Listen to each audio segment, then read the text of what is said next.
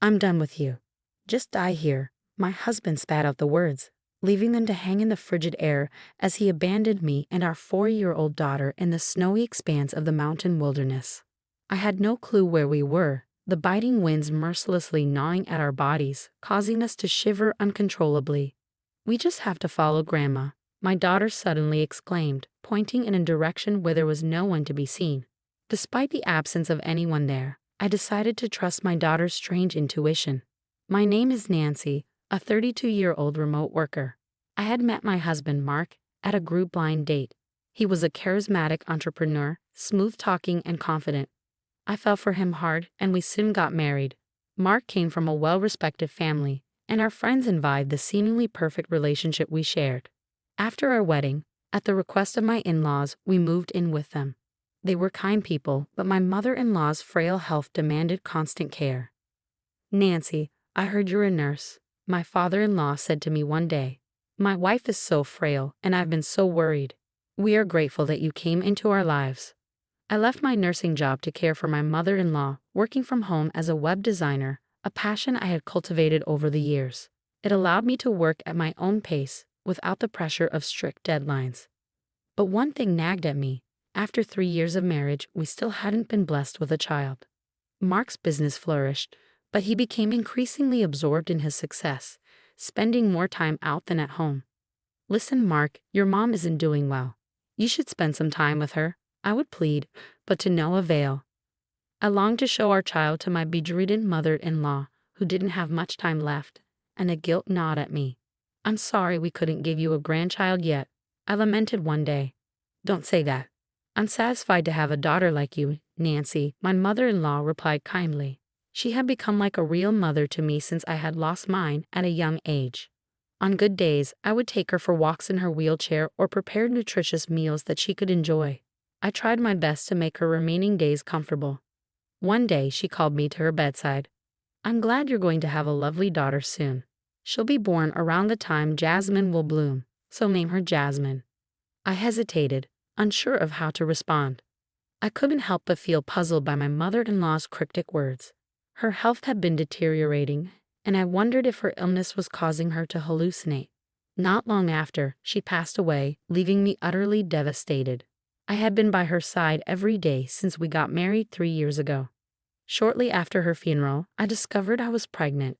The due date was set for July, the very season for jasmine flowers, just as my mother-in-law had mentioned. I was stunned, but more than anything, I was overwhelmed with joy. I couldn't wait to share the news with Mark. "Mark, listen. I'm pregnant," I announced eagerly when he finally came home. His response caught me off guard. "Wait, really? I'm not good with kids. I don't think I want any right now," he said dismissively. His words stung, leaving me speechless. I could smell alcohol on his breath, and his clothes reeked of perfume. I had a sinking feeling I knew where he was spending his time. To him, I was nothing more than a convenient housemaid caring for his parents, but I couldn't give up on the precious life growing inside me. Despite Mark's indifference, I managed to gather the necessary resources for our baby. I dipped into the savings I had accrued when I was single and used my earnings from work. Just as my mother-in-law had predicted, our daughter was born during the blooming season of jasmine flowers. We named her Jasmine. She was a beautiful child with radiant skin, bearing a striking resemblance to my late mother-in-law. As Jasmine grew, she displayed unique traits. She would laugh and wave her hands as if in conversation with unseen companions. By the age of 2, she began speaking broken words, often directing them towards the family shrine. "Grandma, do you like Jasmine?" "Jasmine loves Grandma too," she would say, her innocent voice filled with affection. Even when I asked Jasmine who she was talking to, she would simply smile, leaving me both puzzled and awestruck by her mysterious interactions. When Jasmine turned 3, I often caught her engaged in deep conversations with someone in the corner of our loft. "Hey Jasmine, who are you talking to? And what about?" I would inquire, curious about her mysterious interactions. "Grandma said she will give me her bracelet from the drawer," Jasmine replied innocently. "Grandma did. She said she knitted them using the fabric of her favorite sundress." I asked, intrigued by her response. Intrigued, I opened my late mother-in-law's drawer, where I indeed found a hand-knitted bracelet. Watching Jasmine happily wear the bracelet, My father-in-law murmured nostalgically. Ah, those were made from the sundress my wife loved to wear when she was young. She made them into bracelets. She was skilled at knitting. Surprisingly, it seemed that Jasmine could truly communicate with my deceased mother-in-law. However, fearing it might bring harm to her, I decided not to disclose this to anyone. Our days were peaceful, but the tranquility didn't last forever. Mark began to indulge himself, abandoning his work. His company teetered on the brink of collapse, and we could barely afford our living expenses. We relied on the money provided by my father-in-law and my earnings. Eventually, Mark had to swallow his pride and ask his father for financial help. Thanks to that, his company somehow managed to recover. But the question lingered. Would Mark, who continued to lead a carefree lifestyle, ever change? I couldn't shake off my skepticism when one day, Jasmine started saying something unsettling. "Daddy is planning to do something bad," she confided in me. "What do you mean?" I asked, my concern growing. "I don't know, but Grandma seems worried. She told me to be careful," Jasmine replied, her words sending a chill down my spine. I couldn't fully grasp the meaning behind her cryptic message, but it lingered in my mind. What kind of trouble could Mark be getting into? Was it related to his company, another woman, or money? I pondered these possibilities, but without any concrete evidence, I hesitated to confront him. To err on the side of caution, I began carrying a voice recorder and instructed Jasmine not to mention her conversations with her grandmother to her father. A vague feeling of unease gnawed at me. My suspicions deepened when I discovered numerous receipts from strip clubs and bars among Mark's belongings. Despite the financial struggles of his company and even after seeking help from his father, his habit of going out remained unchanged. Moreover, I stumbled upon a note that read, "Consult the gang about the plan." The mention of the gang left me uneasy and wondering about the extent of Mark's involvement. If what Jasmine said was true, and my mother-in-law had indeed been warning us, it could signify impending danger for me and Jasmine. The thought sent shivers down my spine, and for several weeks I remained on high alert. Yet nothing further transpired, and gradually my sense of caution receded as I resumed my daily routine. Then one day my husband, unusually upbeat, approached me. "Thanks to Dad's assistance, my business is thriving and we're making greater profits. How about we go on a family vacation for the first time in a long while?" His suggestion filled me with conflicting emotions. Despite his seemingly sincere offer, doubts about my husband still lingered in my heart. I couldn't ignore the flicker of hope that surged within me as I glimpsed my husband's gentle demeanor, reminiscent of old times. If my husband has genuinely changed his mind, this could be an opportunity to mend our relationship, I thought, entertaining the possibility. With that hopeful notion in mind, I agreed to the family trip. As I busied myself with preparations, the worry stemming from my daughter's unsettling words gradually faded, replaced by excitement for the long-awaited journey.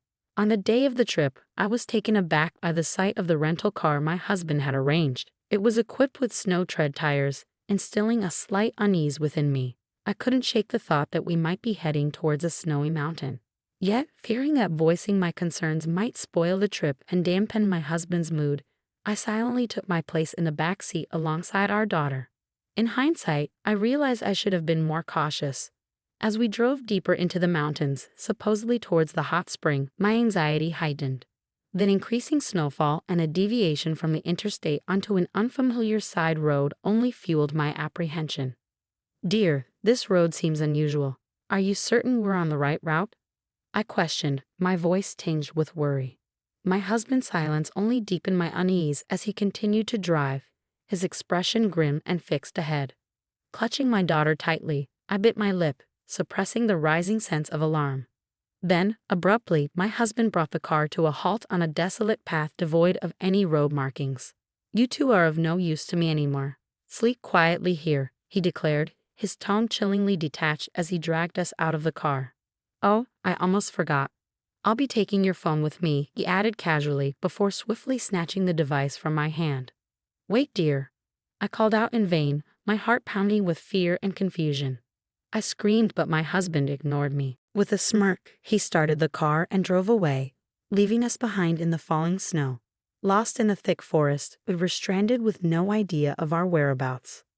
Though my husband had confiscated my phone, I had secretly stashed a spare one in my backpack. Yet there was no signal, rendering it useless for calling for help. Since we had left the interstate, a sense of foreboding had gripped me, intensified by my daughter Jasmine's earlier words. Thankfully, both Jasmine and I were bundled in winter coats with our backpacks filled with provisions for emergencies. Despite my preparations, the biting cold winds cut through me, chilling me to the bone. I retrieved a disposable hand warmer from my backpack, using it to warm myself and calm Jasmine with a caramel candy. As the snowfall intensified, it became apparent that we were facing the prospect of being stranded alone in the wilderness. Uncertain of what to do next, I felt a surge of hope when Jasmine suddenly exclaimed, "Mom, Grandma says she's coming over here." Though I saw no one, Jasmine seemed convinced of her grandmother's presence. Trusting in her mysterious connection, I decided to follow her lead. With each step, I held onto Jasmine's hand tightly, navigating through the deepening snow, clinging to the belief that somehow we would find a way out. In that moment, I realized that perhaps it was the hope born from Jasmine's unique intuition that kept me going, even in the face of uncertainty. "I see a light. Grandma is telling us to go towards it," Jasmine exclaimed, pointing in the direction of the glowing beacon. Indeed, I could discern the faint illumination ahead, and a rush of relief flooded over me. "We're saved," I thought, feeling on the verge of tears. "Thank you, mother-in-law," I quietly whispered my gratitude to the guiding presence of my late mother-in-law. Finally reaching a hotel nestled at the foot of the mountains, we sought refuge to warm up. With extra cash stashed in my backpack, I knew we could afford to stay for a while. As we settled in, my thoughts turned to plotting my revenge against my husband. "Don't think I'll forgive you for this. I'm going to thoroughly investigate why you wanted us dead, so be prepared," I vowed silently, determined to uncover the truth behind his treachery. 5 days later, I reached out to my father-in-law. He was taken aback by my unexpected call. But his joy was palpable upon learning that Jasmine and I were safe. Hastening to our side, he arrived at the hotel to collect us. According to my father-in-law, my husband had been spreading a false narrative, claiming that Jasmine and I had tragically perished after falling into a snowy valley. I was utterly flabbergasted. To add to the shock, my husband had apparently told everyone that a search had been conducted but yielded no results. "It doesn't look like we'll be able to find them until spring," he had claimed, proceeding to arrange for our funeral preparations despite my father-in-law's pleas to wait. Adding to the bewildering turn of events, my father-in-law discreetly handed me something that unraveled a startling truth. Upon confronting my husband, I discovered that elaborate arrangements were underway for our funeral. Large portraits of Jasmine and me adorned the room, casting a surreal atmosphere over the scene. Then, as if defying the laws of reality, Jasmine and I appeared before everyone's eyes. The relatives assisting with the preparations were rendered speechless, some even stumbling to their knees in disbelief. How are you alive?" my husband stammered, his voice tinged with disbelief. "Unfortunately for you, we're alive and well," I retorted, my tone laced with bitterness. His feeble attempt to feign ignorance only fueled my resolve. "You thought we would die as you planned, didn't you? After you left Jasmine and me stranded in the snowy mountains," I accused, my words ringing with accusation. The murmurs among the onlookers grew louder, fueled by the revelation that my husband had deceived them all. As tension mounted, I played back an audio recording from the hidden voice recorder, laying bare the truth for all to hear. Mark's chilling words reverberated through the room. "I don't need you guys anymore. Just die here," he declared, causing a stir among the assembled guests. "He's lying. I never said that. She's making up lies." Mark attempted to silence me, but his trembling lips betrayed his facade of confidence. Determined to expose his deceit, I played a damning video from my phone. In the recording, Mark callously confessed, "As planned, I abandoned them in the snow-capped mountains with the life insurance money from my wife and daughter. My company can recover, and I can enjoy a luxurious lifestyle. Of course, I'll also repay the loan I took from your group with some extra, so please wait a little." Caught off guard, Mark hastily tried to halt the recording, but it was too late. The room erupted into whispers, with cold, scornful glances directed at him. "How did this get out? Who was it?" Mark demanded, his desperation palpable. "I asked your father to copy the footage from the dash cam in the rental car you used," I revealed, watching as Mark's facade crumbled. "Mark, you abandoned your own son. Why would you side with a complete stranger?" He challenged my father-in-law. But to everyone's surprise, my father-in-law's anger was directed squarely at Mark. It's no surprise that he would abandon you. After all, you secretly took out a large life insurance policy not only on Jasmine and me, but also on your own father, he accused, thrusting a policy found in Mark's drawer towards him.